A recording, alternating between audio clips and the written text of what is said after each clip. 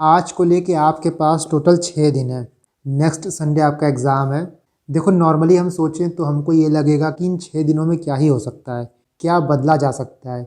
सो अब तक जो आप पढ़ाई करते हुए आ रहे हो, जितना आपने पढ़ा है वो सब आपके साथ है। बट इन आखिरी के 6 दिनों में जाने अनजाने में कुछ गलतियाँ आप ऐसी कर सकते हो जो आपके पूरे साल का मेहनत बर्बाद कर देंगी। जिन चीज़ों की बात मैं इस वीडियो में करने वाला हूँ, आई नो कि सबको पता है ये, बट सब कुछ जानते हुए भी बार बार लोग वही गलती करते हैं।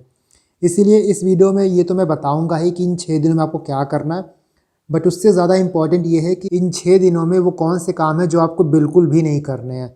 उनसे तो बहुत ही ज़्यादा दूरी बना के आपको रखना है। इसको मैं ऐसे बोल सकता हूँ कि आखिरी में आके कम से कम अब ये गलती मत करना ना। देखो 6 दिन में कुछ इंपॉर्टेंट 6 टास्क हैं जो आपको करने हैं। ये मोस्ट इम्पॉर्टेंट है, ये आपको करना ही करना है इन 6 दिनों में। You have to promise yourself कि ये 6 टास्क तो कंप्लीट करना ही है।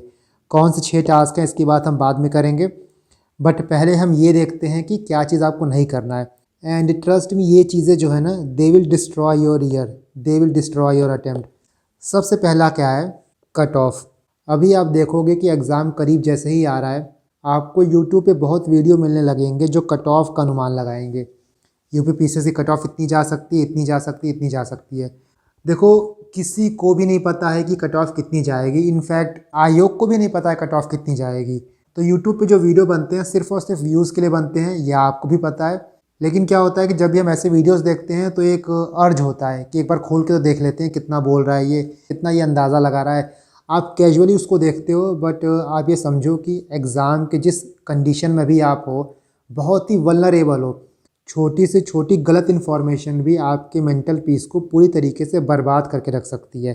तो जो भी कट ऑफ की वीडियो आएंगे जहाँ पे कट ऑफ बताया जाएगा, उनको अब बिग नो है, उनको भूल के भी मत देखना। नहीं तो हम प्री कंसीप्ड नोशन लेके एग्ज़ाम में जाते हैं। कट ऑफ कितना जाएगा कितना नहीं जाएगा ये मल्टीपल चीज़ों पे डिपेंड करता है। पेपर की क्वालिटी कैसी आएगी, क्वेश्चन कैसा आएगा, बच्चे कितने क्वेश्चंस अटेम्प्ट कर रहे हैं, सीट्स कितनी होंगी। इसलिए ऐसे वीडियोस को एग्ज़ाम से पहले बिल्कुल भी मत देखना। Second thing is test series. इन 6 दिनों में कोई भी आप टेस्ट सीरीज़ मत लगाओ। बिकॉज़ क्या होता है कि टेस्ट सीरीज़ लगाओगे आप, अच्छा मार्क्स आया तो बहुत अच्छी बात है, बट बाई चांस आपका मार्क्स ख़राब हो गया, 50 60 70 नंबर आ गया, तो बहुत ही बड़ा सेल्फ डाउट आपके अंदर आ जाएगा। And I am saying this time and again कि जो टेस्ट सीरीज़ का लेवल है ना, वो यूपीपीसीएस के लेवल को मैच नहीं करता है। आप चाहे किसी भी कोचिंग का टेस्ट सीरीज़ उठा के देखोगे तो उनका लेवल या तो बहुत ज़्यादा ऊपर रहेगा या तो बहुत ज़्यादा नीचे रहेगा। एंड द रीज़न इज़ कि कोई भी कोचिंग जो होती है वो टेस्ट सीरीज़ ईजी नहीं बनाएगी। क्योंकि मान लो आप किसी XYZ कोचिंग का टेस्ट सीरीज़ लगा रहे हो, वो टेस्ट सीरीज़ ईजी हुआ तो फिर आप दूसरी बार उसको लगाओगे भी नहीं। आप सोचोगे कि ये कोचिंग का टेस्ट सीरीज़ तो बहुत ही बेकार है, बहुत ही हलवा है, तो इसको लगाने का कोई फ़ायदा नहीं है। और ये साइकोलॉजी कोचिंग वाले भी जानते हैं, इसीलिए वो कोचिंग की टेस्ट सीरीज़ को ऐसा ही बनाते हैं। पहले वो कोचिंग की टेस्ट सीरीज़ बहुत टफ बनाएंगे, आपका मार्क्स उसमें कम आएगा, उसके बाद आप उसी कोचिंग में एनरोल करोगे। तो ये पूरा एक साइकिल है, पूरा एक बिजनेस है जो बहुत ही आराम से फलता फूलता है। इस ट्रैप में आपको नहीं फंसना है। इन 6 दिनों में कोई भी टेस्ट सीरीज़ आपको नहीं लगाना है। क्या लगाना है, सिर्फ और सिर्फ PYQs लगाना है, और इसकी बात हम अभी आगे करेंगे। तो टेस्ट सीरीज़ को बिल्कुल नो कहना है। Next one is health. इसको तो मैं कहूँगा कि नंबर 1 पे है। अगर आपका फिज़िकल हेल्थ अच्छा रहेगा, आपका मेंटल हेल्थ अच्छा रहेगा, तो आप मान लो 50% भी पढ़ के गए हो ना, आप वहाँ पे 70% दे के आओगे। बट अगर आपका हेल्थ ख़राब रहेगा तो 90% पढ़ने के बाद भी आप वहाँ पे 20 से 30% ही दे पाओगे। इसीलिए इन आखिरी के दिनों में अपने हेल्थ पे बहुत ज़्यादा फोकस करना है। सिर्फ फिज़िकल हेल्थ पे ही नहीं, मेंटल हेल्थ पे भी। बाई सेइंग मेंटल हेल्थ पे फोकस रखना है, आई मीन टू से कि आप किसी नेगेटिव कन्वर्सेशन में इंडल्ज मत करो खुद को। अभी टेलीग्राम है, सोशल मीडिया है, वहाँ पे पूरे ग्रुप्स बने हुए हैं, लोग बात कर रहे हैं। कोई कह रहा है कट ऑफ इतनी जाएगी, कोई कह रहा है ये बुक इंपॉर्टेंट है, इसको पढ़े हो कि नहीं पढ़े हो, मेरे कोचिंग में इतने मार्क्स आते थे, मैं इतना स्कोर कर रहा हूँ, पिछले साल मेरा ये स्कोर था, इस साल मेरा ये स्कोर है। तो जो ये डिस्कशंस है ना, आपको भले लगता होगा कि सिर्फ मैं 1 घंटे 2 घंटे बात कर रहा हूँ, बट इसका आफ्टर इफेक्ट भी बहुत होता है। सिर्फ 2 घंटे बात करके उस कन्वर्सेशन से आप बाहर नहीं निकल पाते हो। उस कन्वर्सेशन का जो इफ़ेक्ट रहता है वो 2 घंटे के बाद भी रहता है। इसीलिए अपने मेंटल पीस पे बहुत ज़्यादा ध्यान दो। एटलीस्ट अभी के वक्त पे जितनी भी ये सोशल मीडिया की गैदरिंग होती है, जो चिट चैट होता है ना, उससे बिल्कुल कट ऑफ हो जाओ। काफ़ी लोग तो ऐसे होंगे जो एग्ज़ाम देते भी नहीं हैं, बट उस ग्रुप में सिर्फ बातें चलती रहती हैं। तो जो जेन्यून बच्चे हैं, जिनका करियर, जिनका साल स्टेक पे लगा हुआ है ना, वो सफ़र करते हैं। That is why prioritise your mental health. सबसे ऊपर आपका मेंटल हेल्थ है, सबसे ऊपर आपका फिजिकल हेल्थ है, और उसका ध्यान रखने की ज़िम्मेदारी भी आपकी है ना। देखो यहाँ पे टेस्ट सीरीज़ की हम बात कर रहे थे पहले, तो टेस्ट सीरीज़ आपको लगाना नहीं है, ये तो क्लियर है। बट एग्ज़ाम में क्या होता है, एक प्रॉब्लम आती है कि कितने क्वेश्चन हम अटेम्प्ट करें। कई बार ओवर अटेम्प्ट की गलती हो जाती है, जितना हम सोचते हैं हम उससे ज़्यादा अटेम्प्ट कर लेते हैं, सब कुछ नेगेटिव में चला जाता है। और कभी कभी ऐसा होता है कि नेगेटिव मार्किंग की वजह से हम अंडर अटेम्प्ट कर लेते हैं। आपका एक आइडियल अटेम्प्ट क्या होना चाहिए, ये आपको खुद ही फाइंड आउट करना होगा, क्योंकि one size fit all approach नहीं होता है। कोई एक्स पर्सन हो सकता है 120 अटेम्प्ट करके 80 सही करे, और वहीं कोई हो सकता है कि 90 अटेम्प्ट करके भी 80 सही कर ले। तो किसी दूसरे की किताब से आप अपनी लाइफ को जज नहीं कर सकते हो। आपको देखना होगा कि आप कितना अटेम्प्ट कर पा रहे हो। हम इसकी बात करेंगे प्रॉपरली कि पेपर को अटेम्प्ट कैसे करना है, कितने क्वेश्चन आप अटेम्प्ट करो कि आप थोड़ा ये मान सकते हो कि हाँ मैं सेफ जोन में हूँ। और ये कैसे डिसाइड होता है, based on the previous year trend. For example आप ये देखो कि पिछले साल कट ऑफ 125 के करीब गया था, और उससे पहले देखोगे तो 118 117 इसी के रेंज में कट ऑफ हमेशा यूपी पीसीएस के रहे हैं। तो इन सब चीज़ों से आप एक तो कंक्लूजन निकाल सकते हो कि कट ऑफ जो है वो 110 के ऊपर ही जाता है। इससे नीचे आना मतलब कि आप बिल्कुल एक्सेप्शन मानो।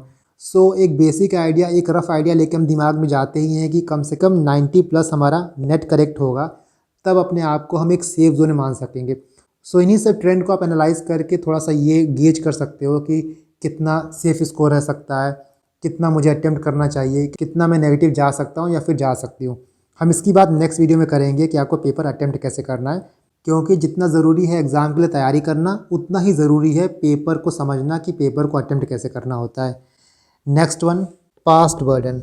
जो पुरानी गलतियाँ आपकी रही हैं, जो आपके पुराने मिस्टेक्स रहे हैं, पुराना सेटबैक रहा है, उसका भार लेके आपको एग्ज़ाम में नहीं जाना है कि पिछले बार मेरा इतना मार्क्स आया था, मेरा 4 अटेम्प्ट हो चुका है, मेरा 3 अटेम्प्ट हो चुका है, मेरा एक बार भी प्री नहीं क्लियर हुआ है। इन सारे पास्ट फेलियर्स को, पास्ट सेटबैक को आपको दिमाग से बिल्कुल बाहर निकाल देना है, क्योंकि देखो हर दिन नया होता है।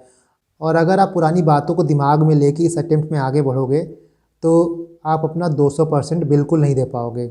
आप अंदर से ना, जो एक वर्ड होता है हमारे यूपी में कि धड़क्का खुल जाना, और बिल्कुल मन खोल के एग्ज़ाम देना, वो आप नहीं दे पाओगे। एक डर आपके मन में हमेशा बैठा रहेगा कि मैं अटेम्प्ट कर लेता हूँ, मेरा नेगेटिव हो गया तो क्या होगा, कहीं ये साल भी मेरा बर्बाद ना हो जाए, चलो इस बार तैयारी नहीं है, कोई बात नहीं है, अगले बार दे देंगे।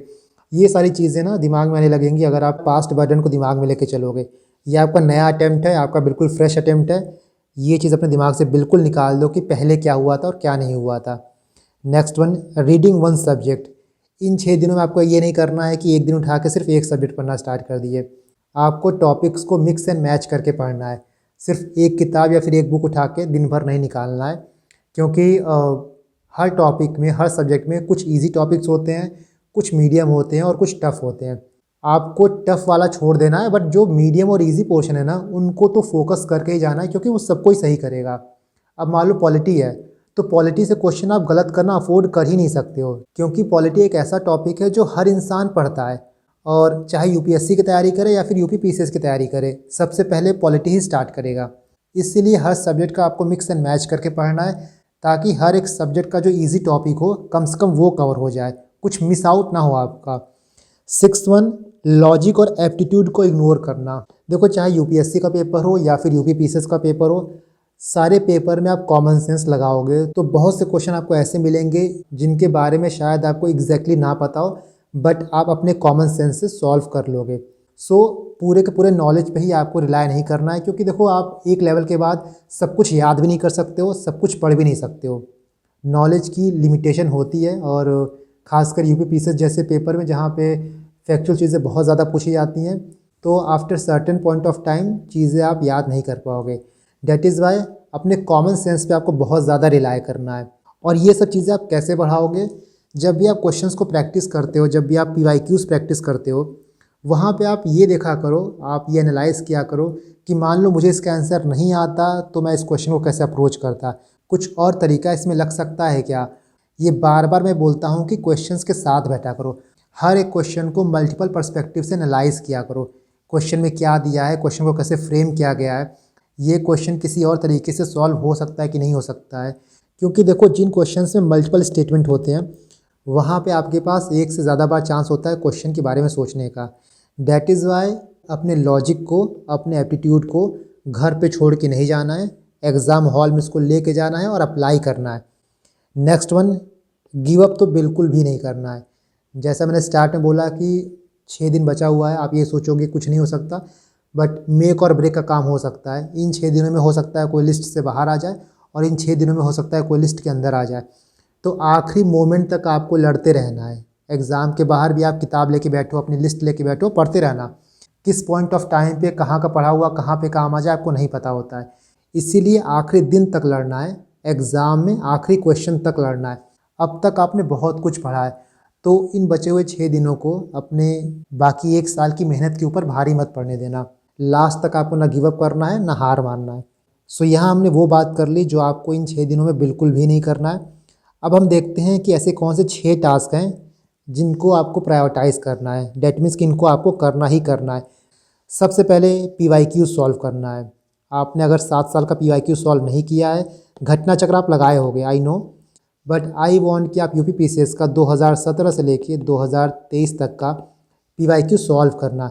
करंट अफेयर वाला पोर्शन छोड़ सकते हो यहाँ पे, जो PYQ में करंट अफेयर दिया होगा, बट उसके अलावा जो भी क्वेश्चन होंगे उनको बैठ के लगाओ। और लगाते वक्त जो मैंने बोला है ना कि लॉजिकल पेपर सॉल्विंग करो, अपना कॉमन सेंस यूज़ करना।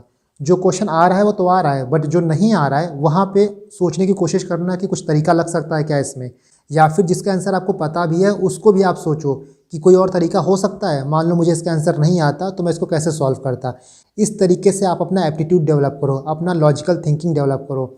आप देखते होगे ना, बहुत लोग एग्ज़ाम में जाते हैं और बोलते हैं मुझे गट फीलिंग आई कि ये सही आंसर है और ये तो ऑब्वियस था, इसका आंसर तो यही होना चाहिए था।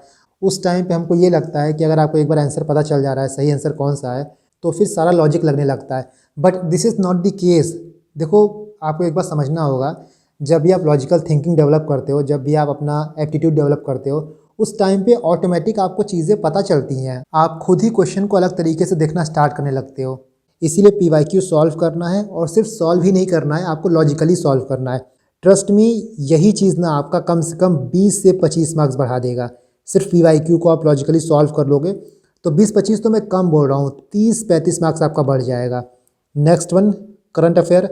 करंट अफेयर एटलीस्ट जो मैंने पढ़ाया है, UP करंट अफेयर और आई दृष्टि, वो तो आप कम से कम कर ही लेना।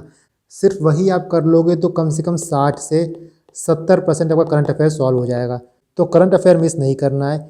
इसके बाद GS में पॉलिटी, साइंस, हिस्ट्री, ये 3 बहुत ज़्यादा इंपॉर्टेंट है और ये प्रायोरिटी एरिया पे आपको रखना है। इनको आप 2-3 बार रिवाइज कर लेना, क्योंकि यहाँ से क्वेश्चन मैक्सिमम लोग सही करेंगे, तो यहाँ से क्वेश्चन गलत नहीं होना चाहिए आपका। इसके बाद CSET। अगर आपने CSET अभी तक नहीं लगाया है और CSET में आपको डर है कि CSET मेरा क्वालिफाई होगा कि नहीं होगा, तो प्लीज़ कम से कम 2-3 पेपर, 2-3 पास्ट ईयर पेपर आप CSET का लगा लो।